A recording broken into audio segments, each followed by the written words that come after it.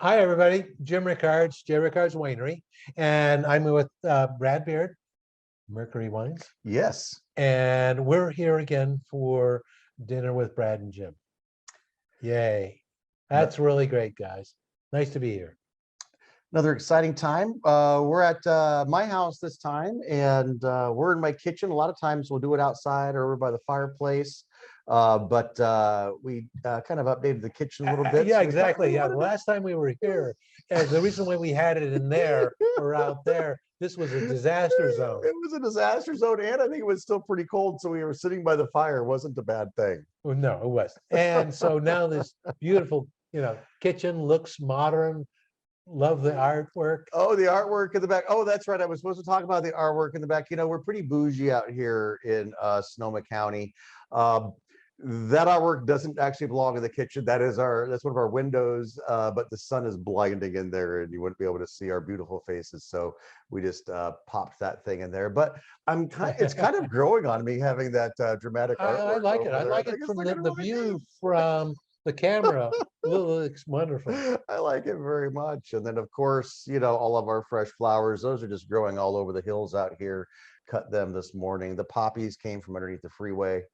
There you go. And anyway, we're having a whole lot of fun. It's your turn to say the rules. All right, guys, you know what's going on here. If we have any questions or concerns about the food, the wine, or what's going on, or if Jim and I get off the rails and are talking about anything that you would like a little more in-depth coverage on, there's a little button, I believe, on your lower left-hand side on the Zoom chat that raises a virtual hand, or you can just flop your hands around like this and pretend like you're having a fire in your kitchen, and somebody should be able to alert us that you guys have a question and we can have you guys talk about it. So we'll turn your mics on. We do have all of your mics off right now just to keep the background noise down because everybody's serving dinner. And speaking about dinner, we always get yelled at because we don't start eating fast enough. It's time to start eating. So Danny, there you go. There's Danny, fresh, hello, everybody. Working hard out in Napa this morning, cooking for a whole bunch of folks, and is now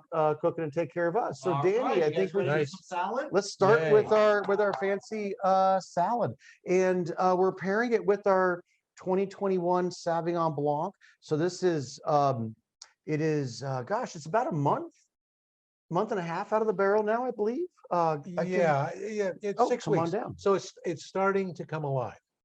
Excellent.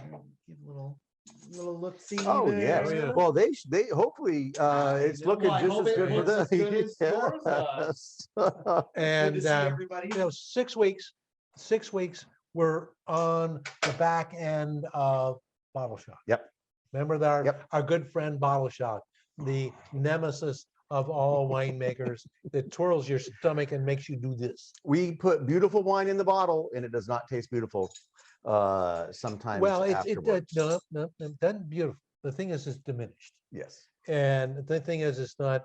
It becomes the aromatics are diminished. Yep. And primarily, Mhm. and a lot of the subtle fruit flavors are diminished.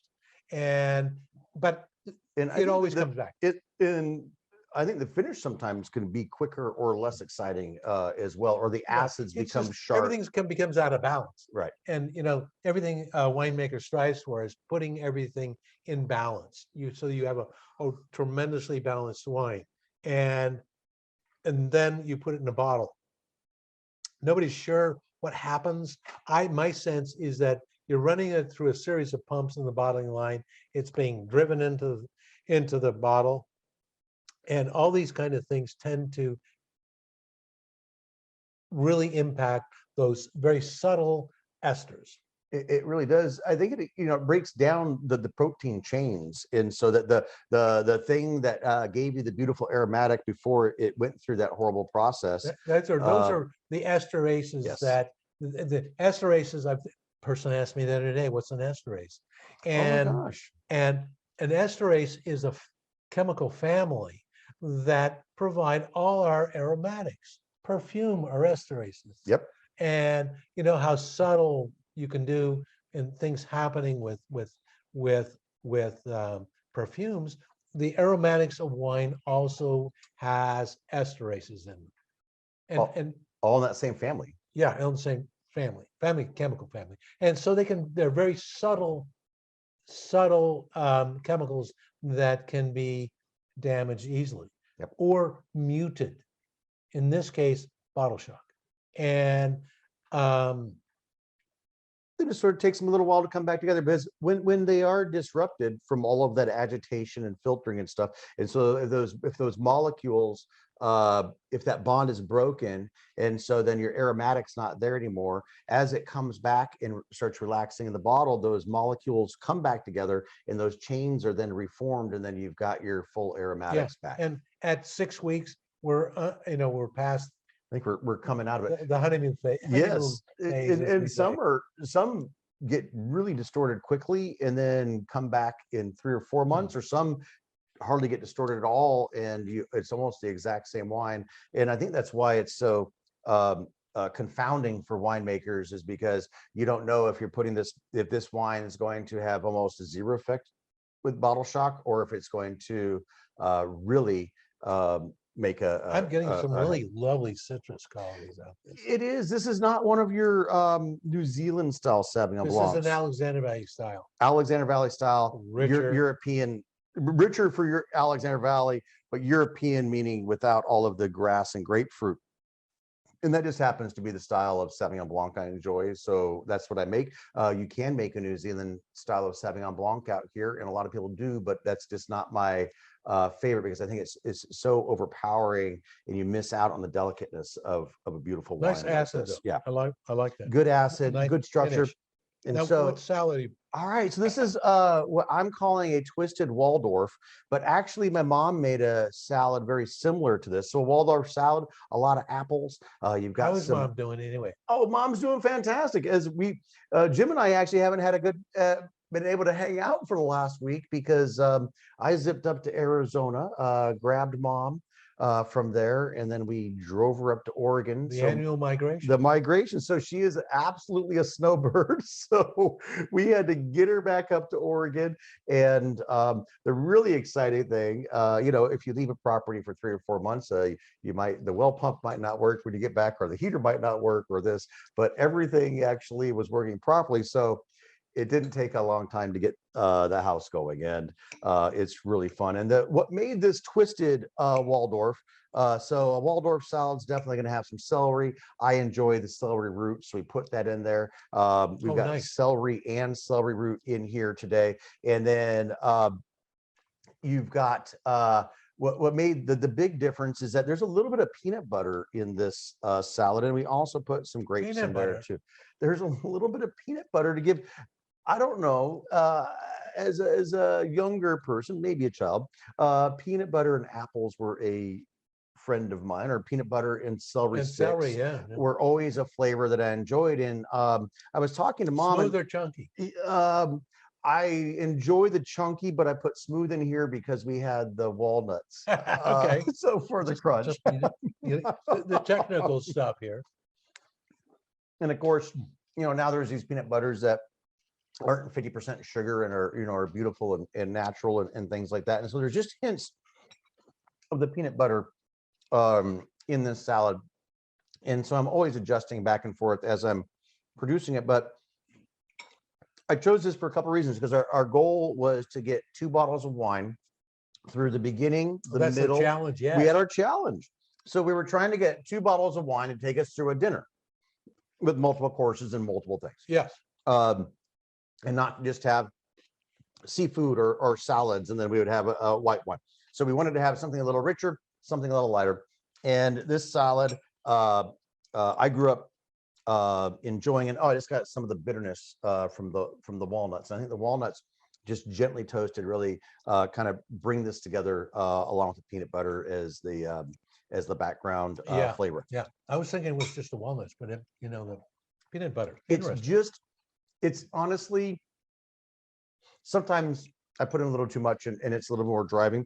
Right now, for this salad that we happen to make tonight, it's just a background note. But I don't know, peanut butter and Sauvignon Blanc. I haven't heard that as a pairing before. No, but something you might want to think about. Because now I noticed the wine changes. It does. I think that it brings up some minerality. And that's Mhm. not from the peanut butter. That's really from the sugars in the apples. And then you've got the fats of the mayonnaise. And I think that's kind of, bringing the wine up to a higher minerality characteristics. It's not quite as rich on the palate. We tend to taste by comparison Mhm. in our little brains and bodies and things. It's kind of like that. I always bring it up with Blaine about sweet tart. Oh, yes. This is a Those- sweet tart. Mhm. With sweet tarts are sour yet sweet at the same time. Yes. And, it's a really nice, good flavor. Mhm. Well, we also taste eating our food much the same way, I think.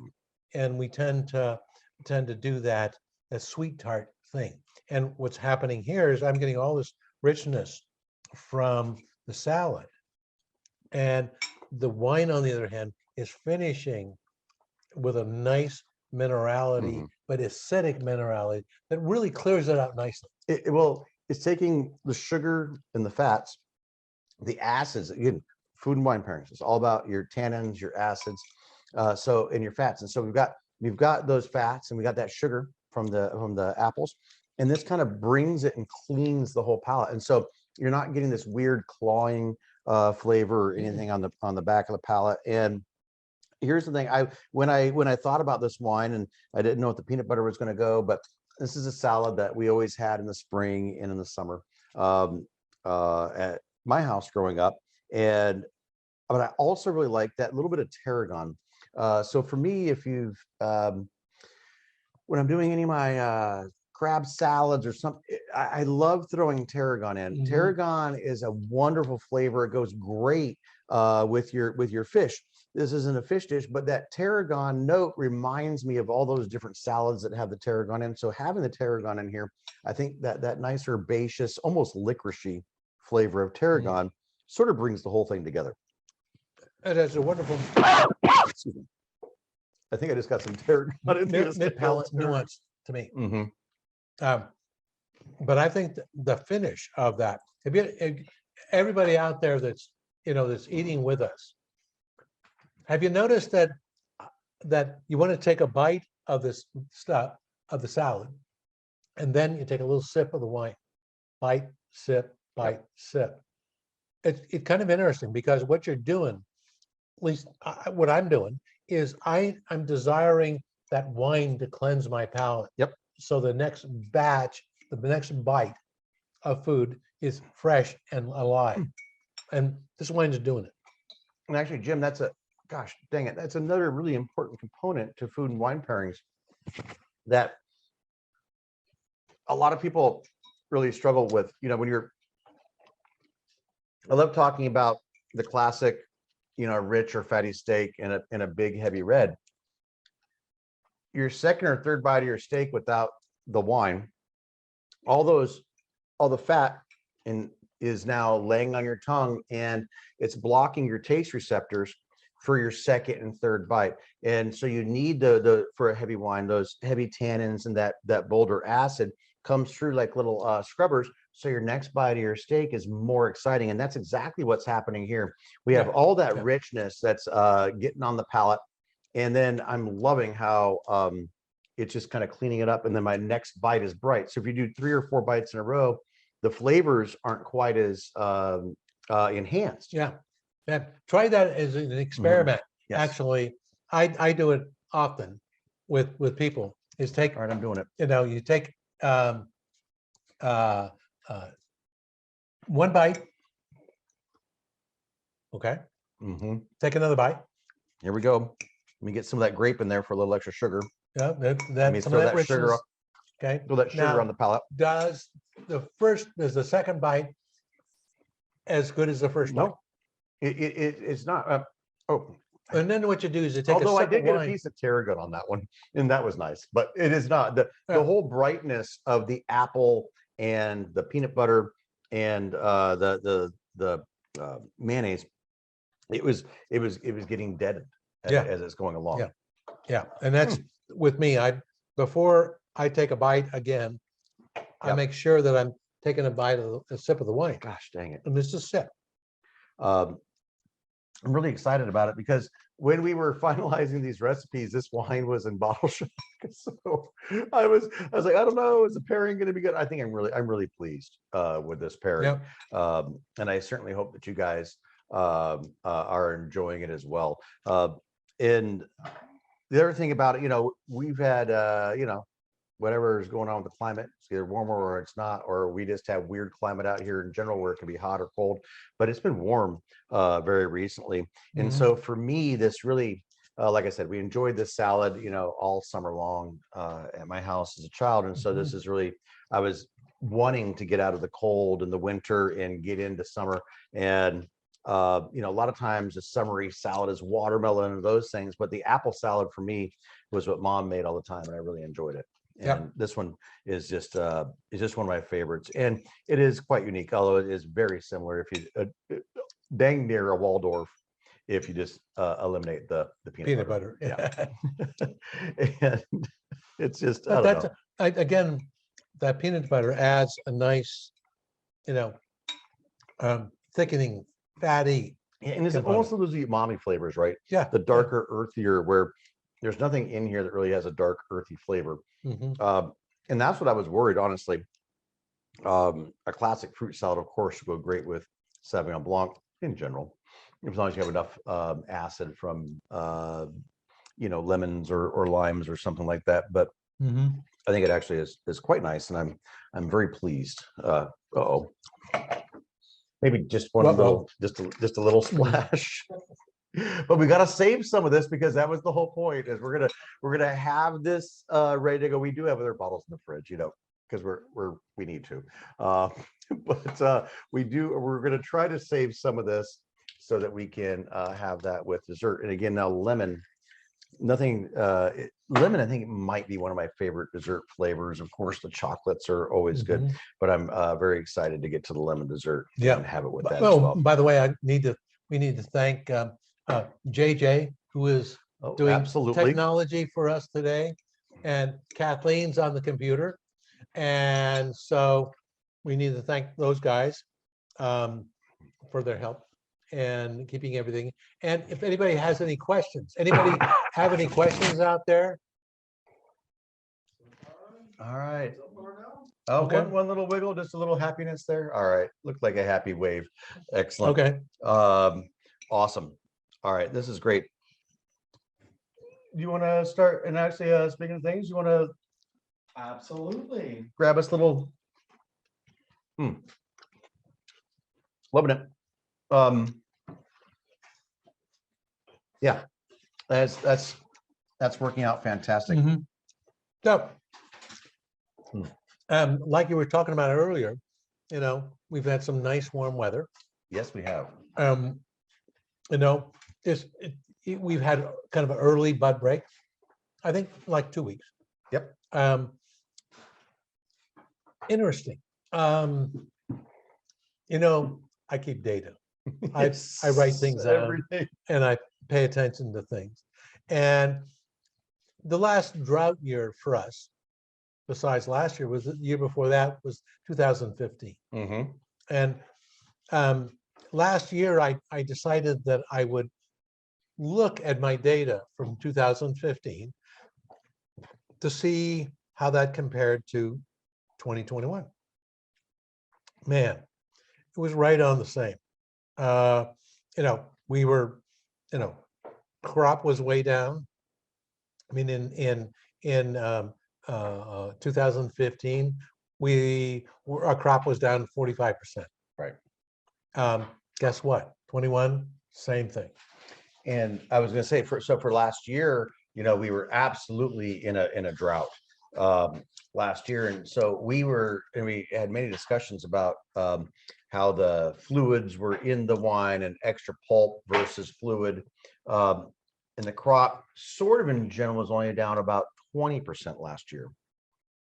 Was that not for you? For me, no. For how far we were down 45%. You were down 45% last year. And you're thinking the lot same of for this? No, that's the here thing. So we're kind of Okay, bouncing out. wait a second All right. now. Okay, well, He doesn't tell me everything. We sit and talk for hours and hours and hours, and now I'm finding these things out just now. We're not married, Brad. Okay. Well, okay. Anyways, so here's the deal, is that if 15 is like 21, Mhm. then 16 ought to be like 22. And Ooh, I know what happened in 16. okay. What happened in 16? Our crop came up. Yep. And we had a where in 15 it was extreme heat and things didn't go well for the grapes in general. Same thing with 21. So 16 was a great year for us, and I remember it being the flavors for the wine was great. Became and then the very nice vintage. and Yeah. so the decrease in the crop for 15 and 16 for the vineyards that I was pulling from was about 20% higher than what we Oh, got in 15. 15. Yeah, that'd be about right. Okay. For Didn't me, recover completely, it- but the crop came up, but the crop was actually probably even better than 15. we were only in 15, I mean 16, we were about 10% out.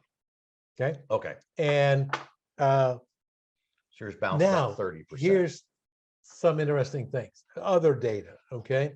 Other data. In 2016, we got about 20 inches of rain. Mhm. Right now, we have 20. Have we gotten that much? Gosh, it must have all come like in Yesterday, January, February, January 1st. whenever it was. And I remember in 2016, Mhm. the early rains that we Right. had and how tough it was, because I use only recycled water for irrigation Mhm. and water that we catch from rainwater, from runoff. And so I keep track of those things. And I remember struggling with those early heavy rains in 2016. I'll be dang. All right, here And we are again. that's right. Okay, here we go. we I got- pull these. We got pull these, Danny, and then as you're Yes. plating those, we do have a question. And yes, please with the question. Yes, Julie has a question about bud break. She saw the pictures on Facebook. So a question about bud break. And what is the question? And she wants to know how long until the leaves are fully leafed out and when the fruit will form. So the question was, how long does it take for the vine to fully leaf out and the fruit to form? I know one thing, the fruit is setting, and Jim will tell you all the rest. Because I was over there, I saw Okay. buds. Our that- canes are out Uh-huh. right now about 4 inches. That's above bud break. Bud break is when they're do just that little Yeah. nubs or little babies coming out like this. Now they're out about 4 or 6 inches, and we're beginning to see the bunches form, come out. Now the bunches aren't bunches. Okay, here's the thing: they're flowers. They're going to be a bunch of flowers that's going to happen. Yes. Okay, and my wife Eliza mentions that this time of year I'm out counting my clucky clucks. Okay, my eggs before they're hatched. Yeah, I'm counting every egg before it hatches. Oh, here, yeah, here you go. Oh, we got to get this ready. Oh, to yeah, go. yeah. And so the bunches themselves are not grapes, they're flowers, and soon to be flowers. Now, in May is when we have bloom, April, May. Okay. And that's when the little flower, now the flower of a grapevine is about, There we go. Oh, man. Look at that. Brad's ribs and his, well, you can talk about the potato. We have our fancy potatoes just for you. oh. And anyways, and so then the little flower is about a big as a pinhead. The stamen that does the pollinating is only about the size of your hair. So everybody frets over rain, this kind of stuff. It's like, no, fret over warm weather, 70 degrees, because that those little- stamen will desiccate in a nanosecond, because the vine has no way of providing water for that. And so warm weather is the bad thing to have. Worse than wind and rain.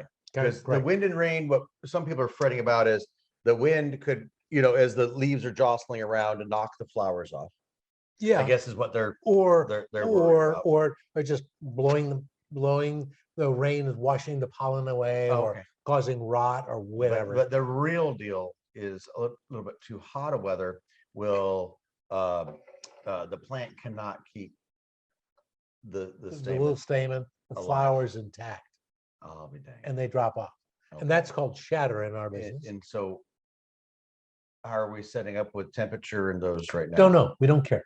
Okay. Because that's we're a week or 2 or 3 weeks away That's a from month that, away. and we'll worry about We'll that. then. worry about Okay. that. And the reality is that I was out in the vineyard and I'm looking at we're getting, a couple of bunches per cane. Mm-hmm. The vines look healthy. They're all coming back. Yay. After last year, Water was a huge issue. Oh, man. Last year. oh gosh. Normally I give my vines 70 gallons per vine per Mhm. year. Now, I'm a miser. And then Okay. If you're thinking the- dry farming, that's the Flatlanders Yeah. are like 200 gallons per vine. Okay. Sorry, I didn't mean to smash that. Gosh dang it, it's so crazy. All right. And- Anyway, so with me, 70 gallons, we get through it. Yeah. Last year, my vines got 10 gallons per vine. And so the reason why you're so happy that they all came back was because that might have been too much of a That might have struggle been, for them. but They no, might not have made it. Vines they're are looking okay. the perfect crop to plant in an area of like ours. I mean, ideal With soil that's beautiful. weather. The mean- weather's beautiful. mean, The it's, soil's not. It's lacking of minerals and excitement, but that's what grapes like. But okay, that's farming. That Okay, is. so did I answer your question, Julie? Hopefully we did. That was fantastic. Okay. Actually, I had forgotten a few of those Let's talk things. about that in May. So May is when we're really worried if the temperature or the weather and the rain or hail is going to do anything. Some of our friends I was just talking down in Snow Mountain where their canes were out, 7, 8, 10 inches 3 weeks ago when we had a frost, and they actually got frost damage. Wow. And that's just 30 miles south of us. But we didn't get the frost damage here for sure because our shoots hadn't come out yet. Okay, so tell me about this. All right, we're going with Merlot with ribs, and a lot of people, the big rib pairing is typically Zinfandel, a big jammy, high alcohol, peppery wine with ribs. But these are dry rub ribs without sauce. So if we were going to have a big old wet sauce with lots of sugar and spice. I think we need to get into that Zinfandel with that higher alcohol to help us with the whole pairing. But with the Merlot, I think we're going to be okay. And these are these pigs might have been as big as some of the cows you used to raise.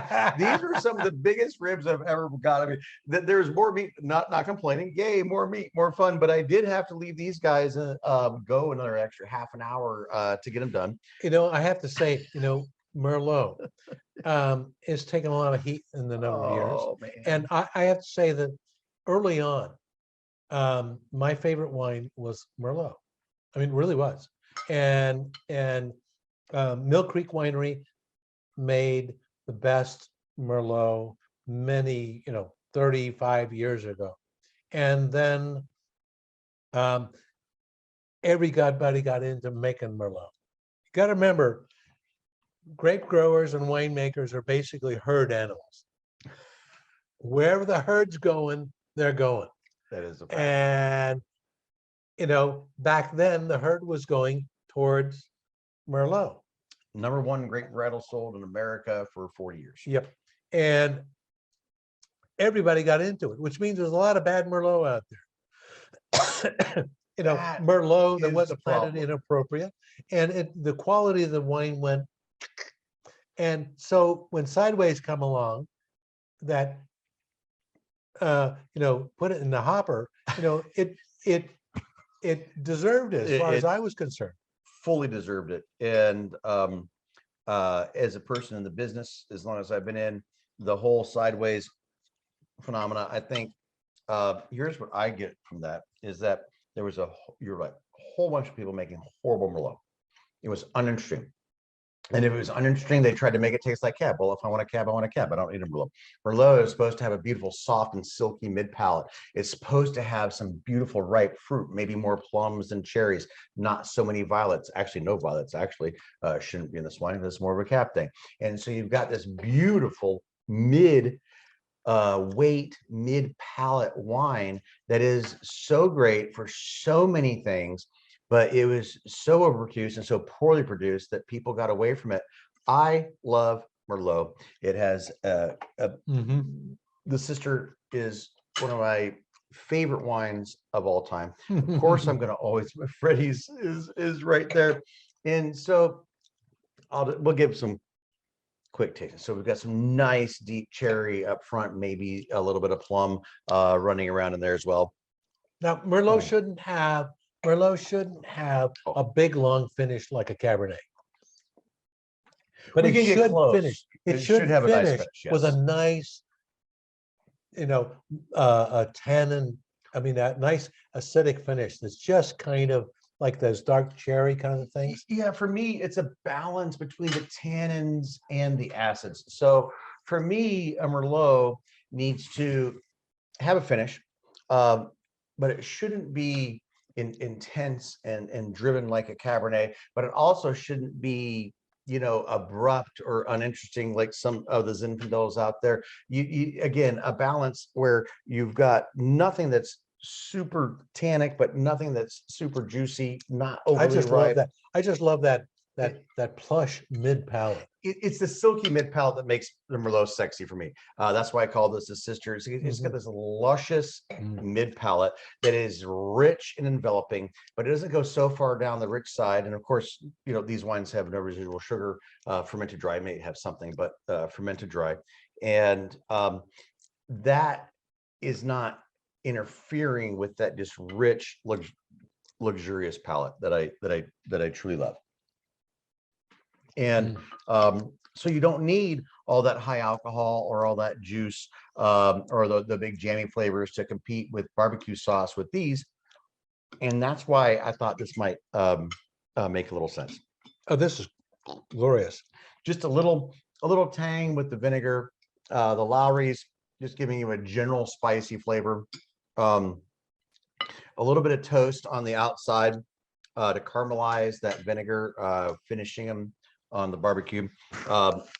This is, normally my ribs are on the smoker, or well, we were just discussing Traeger's earlier. Oh yeah. Which is very nice. Thank you. To have to set it and forget it type thing, so you're not constantly have to fight the dang machine to keep a constant temperature. But that's why doing these in the oven for the majority of the time, I don't have to fight with the temperature. All I really need to do to add more flavor is to caramelize it and finish it on the grill. And I think we did pretty good here. You did. I think we did all right. I was a little nervous. Can I have some of the bones for Shelby? Of course.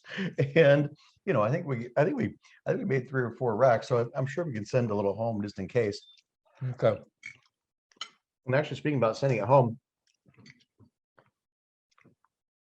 especially if I'm going to be spending, this much time cooking during a day, I always make extra. And then they're fun the next day. You can warm them up in a skillet or something like that. Oh yeah. But the other thing I love to do, Ribs are like pasta to me. They're always better the next day. You just keep going the next day. And the other thing that I really like to do is that, all right, so maybe I'm a little ribbed out, but I've got 1 or 2 racks left.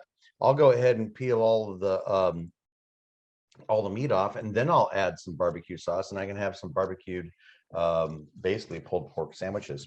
Yeah, nice. Next time, and it makes it a lot of fun. And so, one thing I was a little worried about with the pairing would have been the high amount of vinegar that we used to cook these. But most of that's burned off, and it's just the residual vinegar flavor. So we still have a good fatty richness here. And I think the Merlot still hangs in quite nicely. Yeah. Now, and I think it actually brings out some darker what's flavors. that stuff? Oh my gosh. All right. They're not potatoes, but I have tricked, I don't want to trick people. I have just presented something that looks like mashed potatoes, and if they assume that they are, that's awesome. This is probably one of those recipes I should throw out there for one of my sides, but these are my cauliflower mashed potatoes. Yes. And cauliflower, what a crazy cruciferous vegetable. Not as cruciferous as those danged oh my gosh, the Brussels sprouts or Brussels something sprouts, like yeah. that. But they're cruciferous and they're funky and they've got that odoriferous flavor to them. But if you boil them up like Well, I have that affliction.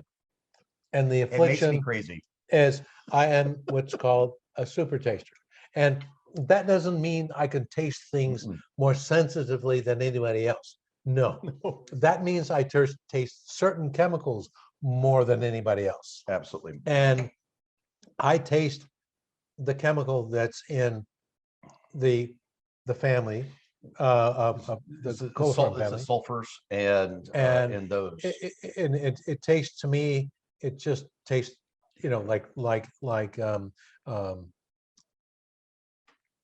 typically cauliflower or Brussels sprouts or cabbage tastes to me really bitter. It's all on the bitter side for me as And well. and so I was the last time we had this, and I forget what did we have it with? It was With one your of our, steak, it I was think. one of our dinners with the steak, and Yeah. I was like, oh, I should probably throw a side in.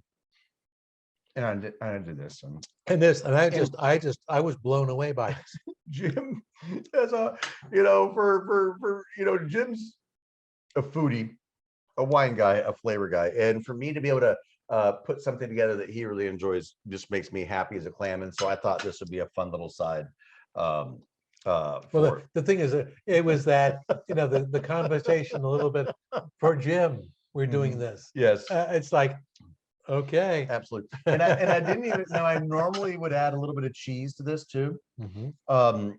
Any old type of whatever you have around to shred and throw in there. And then I was gonna put but I didn't have a lot of cheese laying around, so I was gonna put some Parmesan, and then I didn't. But for the Left Bank Soup Kitchen, I bought way too much ricotta.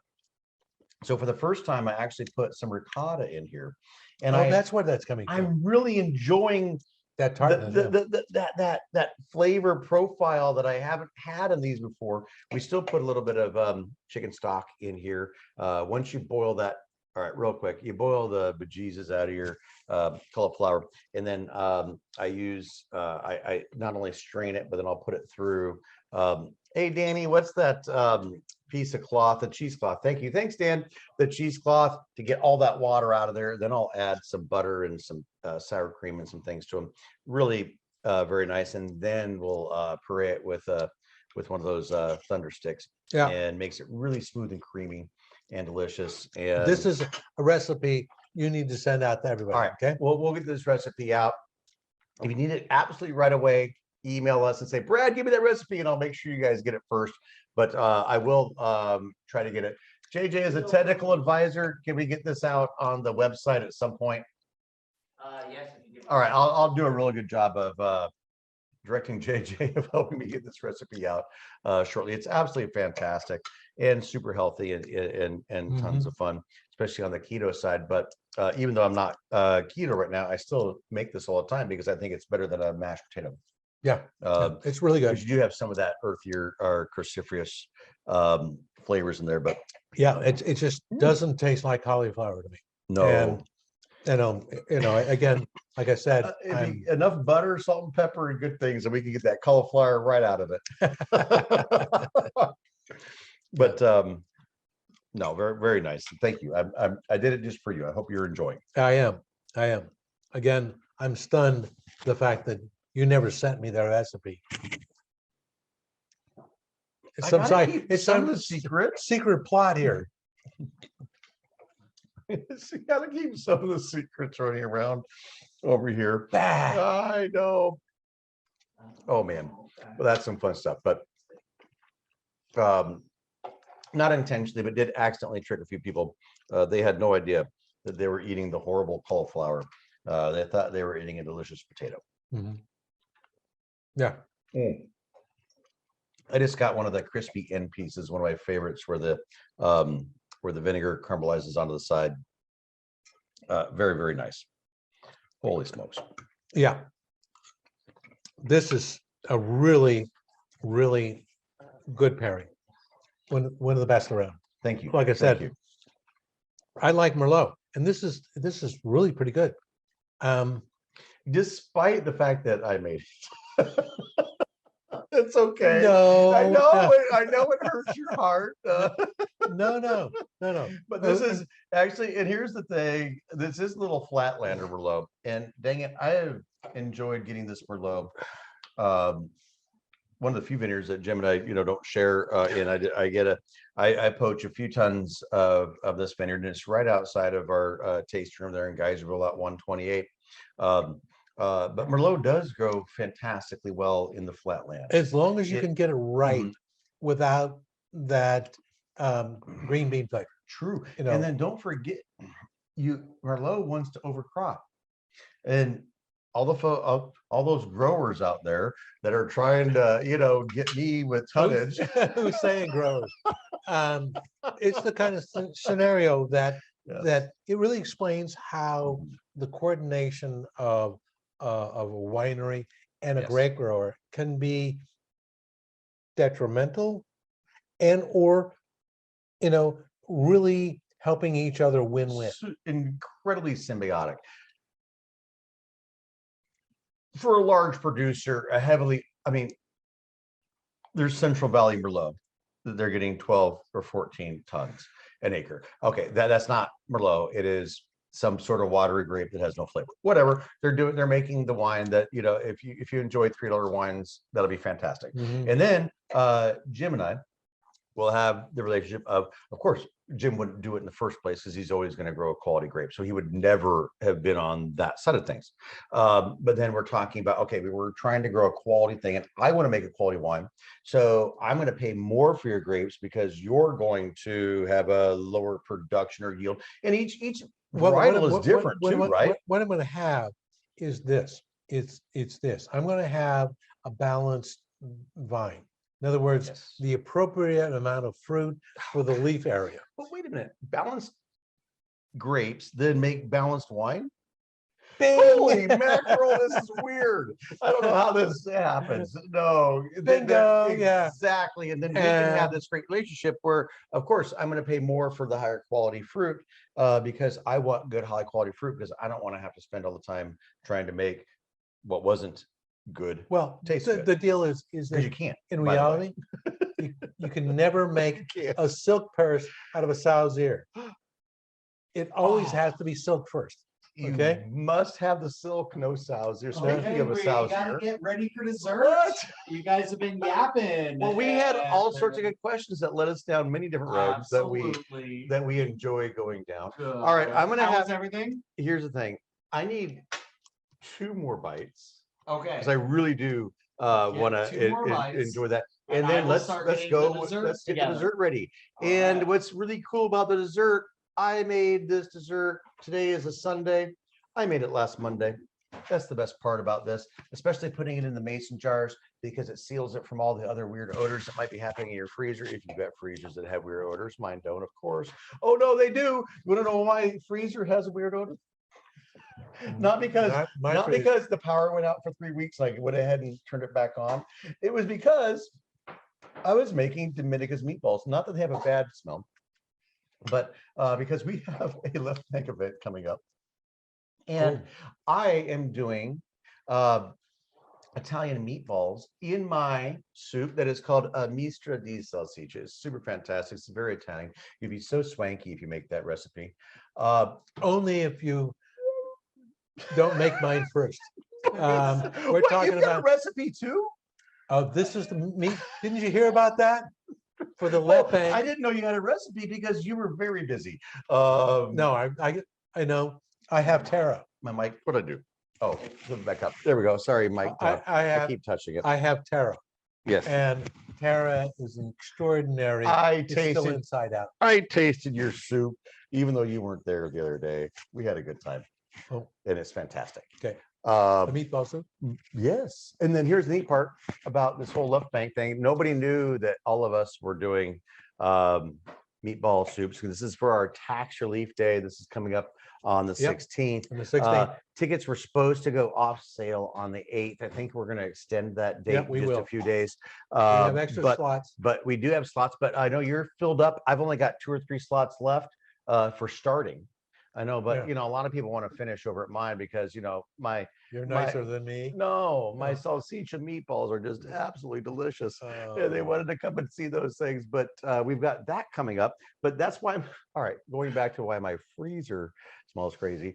I made 400 meatballs for this event. Oh, speaking All of a right, stop meatball, talking about our freezer. all right. We have to move on to dessert. I- There we go. All right, I'm gonna have leftovers shortly. Anyway, I put them all on cookie sheets and put them in the freezer to get them frozen before I put them into little sandwich bags and stuff like Yep, that. yep. Anyway, my All freezer. right, Oh, here what we is this? go. Oh my Lemon gosh. Dessert. This So- is another family favorite. I know it's summertime, and here's the deal. I make this for Thanksgiving, and I also make it for Christmas. Yes, I you don't care do. because I absolutely love it. But this is my mom got a recipe. I don't know if it was at a Reader's Digest or Sunset or Better Homes and Gardens, somewhere in the early 60s, and it was called Icebox lemon pie or something like that. Because That's in actually the what it olden was. days, our ice box was this big, and you put it into those ice makers, Yeah. and that's how you created this dessert. Yeah, And then Ice cube maker. it was an ice cube maker, so you threw that dang water in a thing that separated it. It was weird. I know, back in the day. And then Mom, Tell me about those Thanks, days. I don't Dave. know about those days. I've seen pictures, and on YouTube, I've seen those things. All right. My dad's not with us any longer, but talking about real life, you want to talk about an ice box? In Baltimore, they had 3- and 4-story walk-ups. And one of my father's first jobs was to take ice off of a truck with those big Yeah. tongs and carry up to the 30 people that lived in those 4-story walk-ups a chunk of ice and slide it in the back of their freezer. Oh my God. I didn't realize they still did that. They just a couple years ago. No, so you want to talk about the literal ice box, but dang it, lemon, one of my favorite flavors. This is absolutely fantastic. So this is what I now call frozen lemon pie because Mom took it from the ice box into a pie shape. So you could put this exact same thing into a pie form and then create it. But I love putting it into these But who little would want to, individual yeah? suppers because if I don't eat the whole pie, it's all sealed up and I don't Well, I smell them. think you need a little more Sauvignon Blanc to Danny, you're so observant. pair with the lemon pie. Danny, you're a dessert. regular psychiatrist. You know, Oh my gosh. it's not my first rodeo with these two. They'll just keep Alright. talking and Well- say, hey, drink some more wine, eat some more food. So Jim's got it down. So now we got to wash out all those horrible I'll do flavors this of with you. dinner Lovely. out of our palate. So a little swig right off front. That acid's going to tame all the beautiful flavors from the ribs and that red, but a beautiful sort of soft. Oh yeah, soft enough to dig into. Who doesn't love a little graham cracker? Yeah, that's graham cracker. My God. And just that bright, zesty lemon. There's Eagle brand sweetened condensed in here. So this isn't lacking for sugar, but because of the lemon zest and all the lemon that's in there, even the dessert on its own is really balanced. And darn it, I just absolutely love everything about this dessert. It makes me so happy. And typically it pairs fantastic with these, but since this wine's so new, I've actually not tasted it together. No, hope it goes graham well. crackers always remind me, of, the first couple of years in school Of course, when you got graham that was a crackers treat. For and milk. God's sakes. Graham crackers dunking in milk. Are you kidding me? We do have one more question. What do we have going on I over have there? 2 questions, Yes. actually. Oh, two. I think I have the speaker on. One is a shorter response. I think Nancy wants to know how long this will last in the freezer, but the longer question is going to be from Julie, and she wants to know how many tons per acre is generally ideal. So. All right, I will do this. All right, here's what's exciting about this dessert, because especially when I decided to switch it over to a mason jar and be super cute, and you have these fantastic individual servings. We are going back and forth, the individual servings in this. So because it's sealed up nicely, 2, 3, 4 months, fine, in the freezer. Eventually, what happens is that all of the air bubbles that are holding it up and making it light and fluffy start to condense, even though it's frozen, but you really can't freeze the air bubble for a long time. So it all sort of condenses, and it's not quite as exciting. It's still delicious, but not quite as exciting. So 2 to 3 months in your freezer, absolutely perfect. And all right, coming straight from a grower and winemaker's mouth, how many tons per acre is good? It's good. From a grape It's a grower, hard question. as much as you can do. No, not really.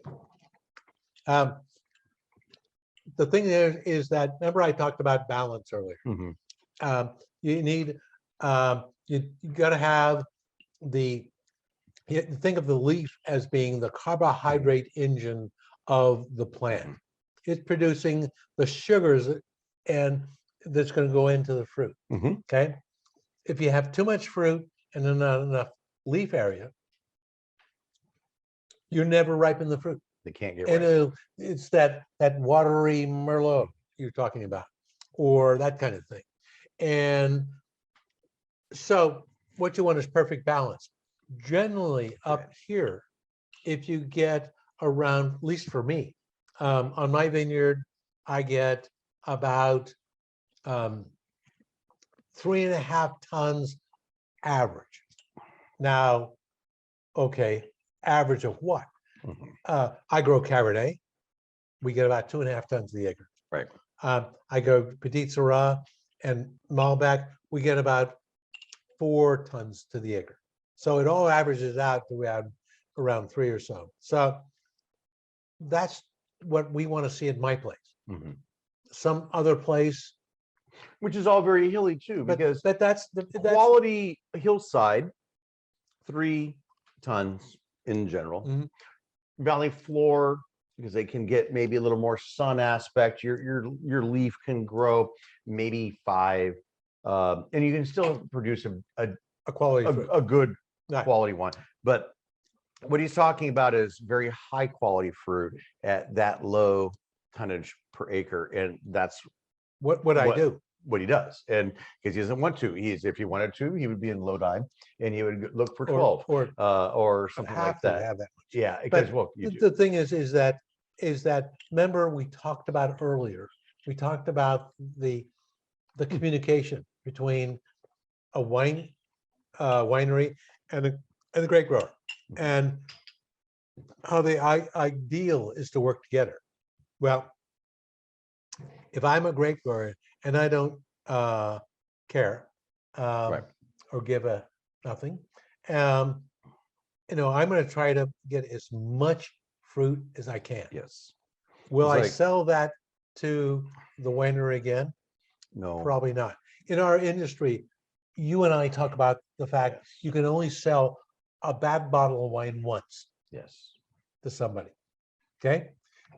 It's Absolutely true with grapes. with the grapes.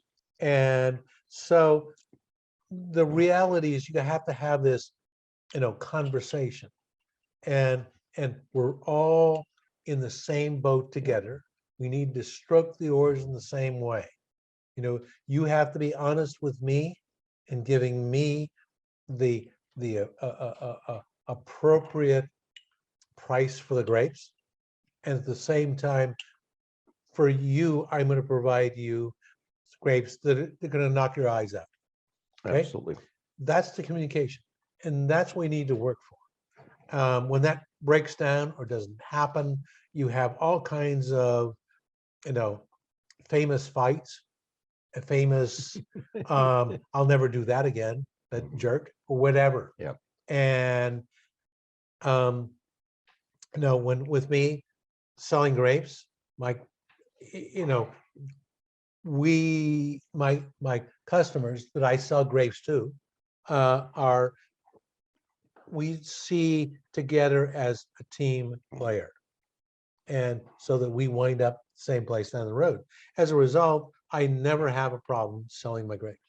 No, and because you're selling, he's selling and intentionally decided to sell high quality grapes, and the high quality grapes have a lower tonnage, but we're going to get the money. And so if he decided to go in business with where somebody said, I need grapes for a $3 bottle of wine, and so that means I'm going to pay this for the ton, then he would say that I need to crop it to where it's basically I'm going to give you water, and that guy be fine because that's what he wants.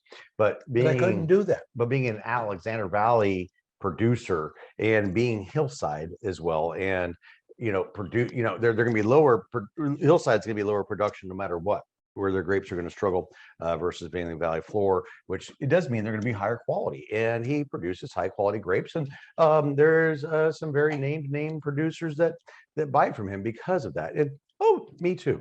And there's On occasion when you can afford it.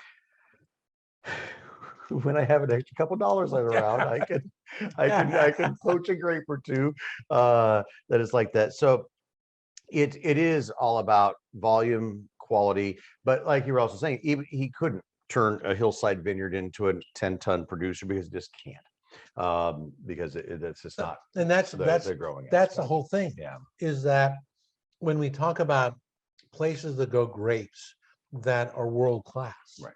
Okay, we're talking about places that limit the process. Correct. Okay, limit how much you can do, what you can do. And when people try to stretch that beyond what can be done, yeah, the quality goes down. And I don't care how, I don't quality care. goes like an anchor. Yeah, I don't care how many computers you set to try to figure out how to make a horrible tasting grape to turn into a delicious one. That this doesn't happen. It's not going to happen. And they can try to work all their magic they want, but they're not going to turn a low quality grape into a high quality wine. And that's why we have places like Alexander Valley, or we have the right bank or left bank of Bordeaux, or we have the the Chateauneuf. Remember, you need silk first. Yes, yes, exactly. You just can't do a sow's ear.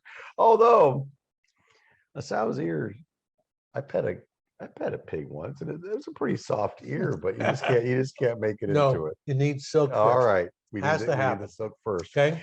All right, we're getting some people doing a lot of waving at us, and so that means we need to wrap some things up. I certainly hope you guys have had a fantastic time. I really do. Gosh dang it, we enjoy this so much. Yes. I believe I know you do, because a lot of you folks have done this more than 1 or 2 times. So I just want to say thank you so much for supporting us and enjoying these fantastic dinners with us, because we love it. We love to talk about food and wine. It's weird, I know. This should have been a 3-minute show, but we decided to make it an hour because Jim and I can't stop talking about what we love so much, and it's about the food and wine. And if any bit of It's Brad that can't stop talking. any It's bit me, of I'm the Jim silent partner here. sitting there yapping for hours about the damn wine makes you enjoy wine better, Okay. because you understood what goes into it and why these things are magical and delightful. And gosh dang it, a lot of people aren't going to figure it out. That's fine. Okay, We're not wait here a for second. We have 2 things we need to talk about. that. All right, here we Okay. go. We got, okay, everybody knows we're doing our left bank tax relief next month. If you're Or in the this month. neighborhood, Actually, this month, actually. yeah, I'm going to say it's in a few days. It's capping on the 2 weeks. 16th. 2 weeks. Now, after that is 2 really cool events. One of them includes the entire Alexander Valley. And that's Eat, Drink, Experience Alexander Valley. It is a really cool thing. Got to tell you that. It's going to be on June 11th and 12th. Yes, that is a And- weekend. That is a Saturday and a And Sunday. they're various venues. We're gonna be doing some really cool things. In the morning, we're gonna take a walk in our old vineyard and talk about how blending happens. We're gonna sit down, create our wine for lunch, and then Beautiful. have a wonderfully prepared a meal recipe from Eliza. And then in the afternoon, second venue is micro wineries. These guys are the small little guys that don't have a home, and but they have their passion. Yes. They're going to provide dessert. Now you're going to do something in town, in Guysville. I'm doing something as well. And this is the first time Jim has been hounding me and said, I need to be a part of this event and I'm going to do it this year. And so what I'm doing this year is I'm going to be having a little talk about unique varietals in our valley. And Cabernet, Chardonnay are fully dominant in Alexander Valley, but can it produce Tempranillo? Can it produce Grenache, Syrah, Mourvedre? Can Alexander Valley? Mourvedre. Wow. I know. A whole half an acre, I think, in Alexander Valley that I know of. No, I've never been able to grow my red. It just doesn't ripen at my house. Nope. Well, because you have that beautiful shading that makes everything beautiful as East the sun facing, goes yeah, down. that's right. So you get the morning sun, which makes all your varietals perfect. But if you have a western facing slope, possibly a hilltop slope, then you can eventually, sometime at the end of October, maybe even the first week of November, ripen a damn Mourvedre grape. That's why in the Rhone region of France, Mourvedre is it's least grown grape is because is only a few aspects that they can get that thing ripe. So I'm talking about some grapes. Well, my little deal is I'll be talking about some grapes that can be grown and grow beautifully in Alexander Valley if you can find the right spot. Alexander Valley is a big spot, and I think that we've got some fantastic things to talk about there. So I'm going to greet you with some beautiful Alexander Valley Perfect. sparkling. We're going to then talk about and taste all these fantastic unique varietals, I guess is what you would call for Alexander Yeah. Valley. And then, I'm making lunch for folks. So we're going to do a picnic up on the hill. We've done one of our shows from up on the hill, beautiful hill, We have. right above Guysville. It's where I look down with binoculars and make sure that Grady is selling a lot of wine at the tasting room. But It overlooks the entire north to south. it is the only point that you can get to that you can look south and north. You're And north, absolutely right.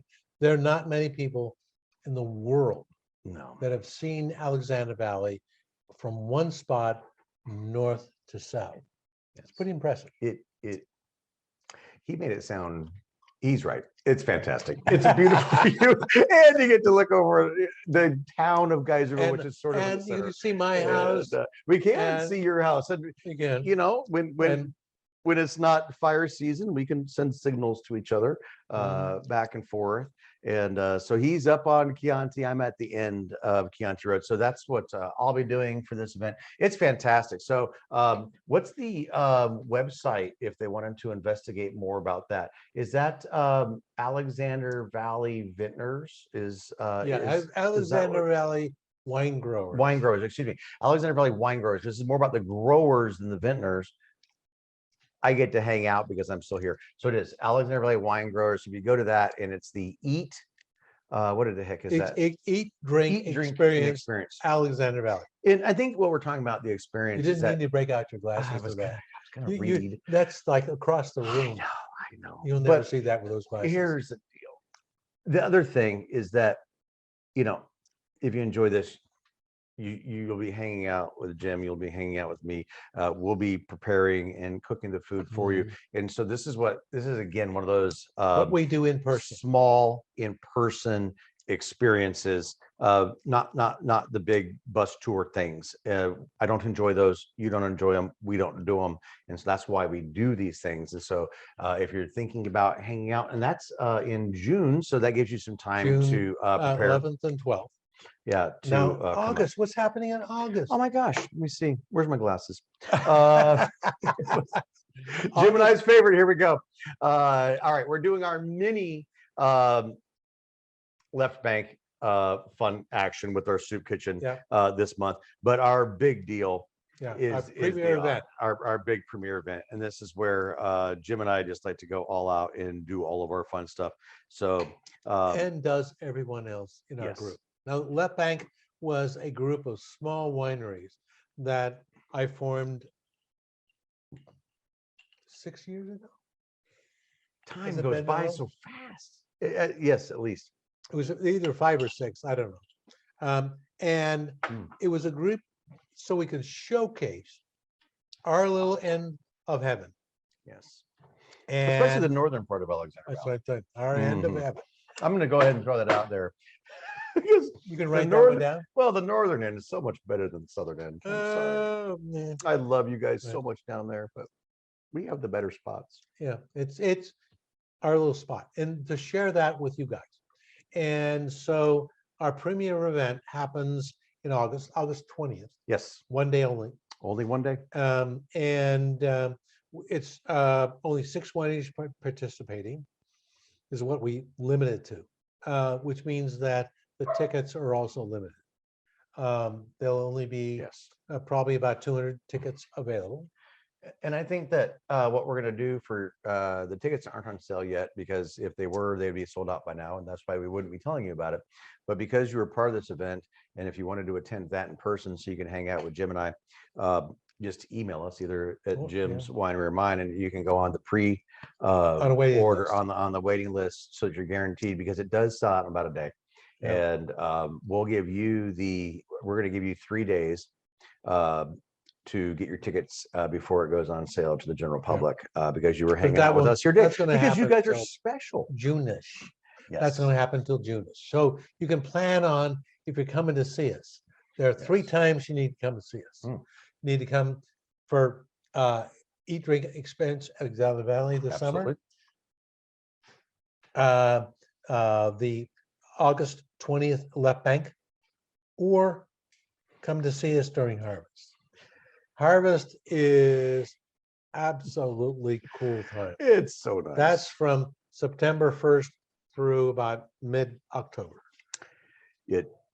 It looks, smells, and feels like wine country because it's everywhere. It is white country. It is wine And country, and it's coming out fantastic. to see us in that time, we like to get people tasting the grapes, Yeah. tasting the fruit, tasting fermenting wine.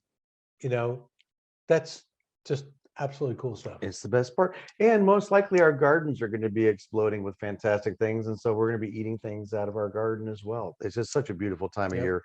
I mean, it's exciting for us, exciting for Jim, because if he counted 50 eggs and 48 hatch, he's going to get paid. Exciting for me because I get to start making some wine. And I know why it's exciting for you. And because you know that, You get the clucky you clucks, know I that you'll be loving all those things. Well, it'll be, it's now what I call prime time. Yes, It's, we're We're- rolling we're into done. it too. we're done with vacation. It's prime time. And you're done with vacation. I haven't even started. I haven't even gotten one yet. But the other thing I wanted to say for you is planning your vacation. A lot of folks missed out on weddings in wine country for the last 2 years. So that means that if you are traveling out here, hotel room space is at a premium. If you are planning to come out in August, if you're not booking now, you probably aren't going to get in. I don't want to panic anybody, but it's no joke.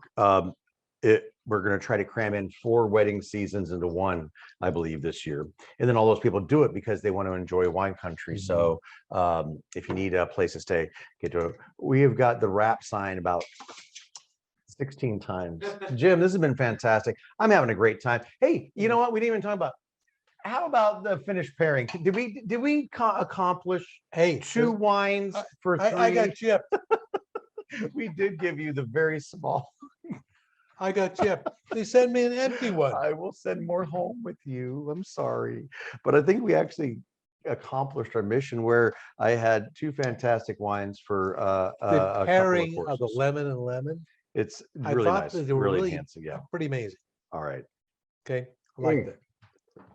because I am not a big fan of a sugary dessert technically with my wine, but this one I'm has not the a fan of sugar. sugary dessert at all. I know, but I think with I balance that sugar with all that good lemon rind. And Yeah, we got some very stuff in nice. there. Guys, thank you so much. We will be doing this again. We'll let you know what's happening, obviously, for sure. Of course, you guys love us. Pay attention to those emails, because when we do, if you get an email saying, hey, these events are happening, they sell out so quick, as you know. So be paying attention. And Danny, Thank do you you. want to say thank you or anything? Because we didn't get a lot of Danny screen time this No, time. it's So okay. you I did wanna really say good. Thank you guys for seeing my new kitchen that we spent months and months and months working Of on. agony. Agony during COVID. We tried to do something. We did. So Jim, thank you. You are always welcome at our home. Good. When's dinner? that was just our snacks. But I want my plate back, by the way, because I had some ribs that I had to finish yet. All right, guys. I just want to say thank you guys so much. Appreciate everything. We love you, and we hope you're having a Thank great you. time. Come back and see us. Take care. Bye, guys.